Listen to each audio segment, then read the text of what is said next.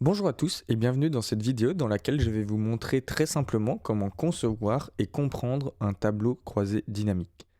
Un tableau croisé dynamique, ça ne va pas être la fusion de deux tableaux, mais ça va plutôt permettre de mieux organiser les différentes données d'un seul tableau afin de plus facilement visualiser les données, surtout quand il s'agit d'un gros volume.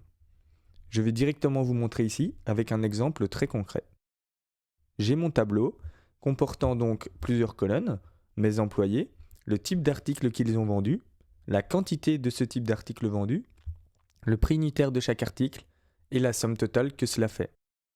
J'aimerais bien savoir combien chacun de mes employés a vendu et combien de types d'articles chaque employé a vendu afin de savoir quel employé est plus spécialisé dans quel type d'article. Ça va être très simple. Je vais donc tout simplement sélectionner mon tableau, aller dans Insertion et dans Tableau croisé dynamique. Ici, je peux donc voir que c'est la plage ou le tableau 1 qui a été sélectionné, donc je n'y touche pas, c'est exactement ce que je voulais. Par contre, je vais pouvoir choisir de soit faire apparaître mon tableau croisé dynamique sur une nouvelle feuille, ou bien sur cette feuille de calcul qui existe déjà. C'est ce que je vais choisir.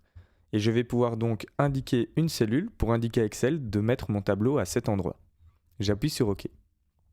Ici, on peut donc voir que j'ai un tableau qui est apparu, mais qui est un petit peu spécial tout simplement parce que le tableau est vide.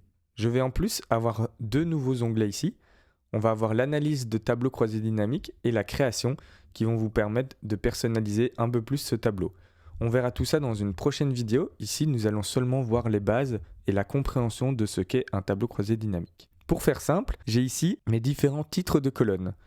Et j'ai ici la conception de mon tableau croisé dynamique. Je vais pouvoir choisir ce que je veux en colonne, en ligne, en valeur et ce que je vais avoir comme filtre. Donc tout simplement, je vais avoir envie, comme je l'avais dit, de voir combien chaque employé a vendu. Je vais donc pouvoir mettre par exemple en ligne le nom de mes employés. Voici, on peut voir que ça se met automatiquement. Et je vais avoir en total les valeurs. Et donc très rapidement, on peut voir que Odile a vendu pour 273 euros, Simon pour 244 euros et Thomas pour 313 euros. Et Excel me fait le total de tout ça directement. Donc déjà ça, c'est une première chose qui est vraiment très intéressante. Sauf qu'en plus de ça, je veux voir les types d'articles vendus par chacun de mes employés. Je vais donc sélectionner type d'article et je le fais glisser dans colonne. Et donc là, je peux voir automatiquement quel employé vend le plus à quel endroit.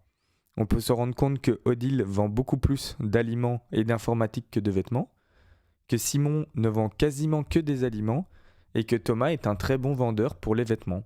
C'est donc vraiment ça la force d'un tableau croisé dynamique, c'est de représenter un tableau de base sous une autre forme afin de mieux comprendre les différentes données qu'on peut y voir.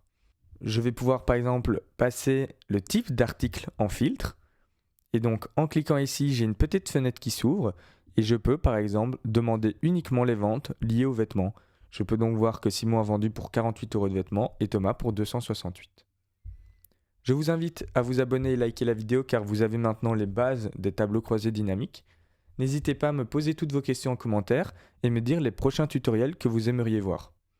D'autres vidéos sur les tableaux croisés dynamiques vont bientôt sortir avec des versions beaucoup plus poussées et où vous allez vraiment pouvoir vous rendre compte du potentiel de ces tableaux croisés. À bientôt!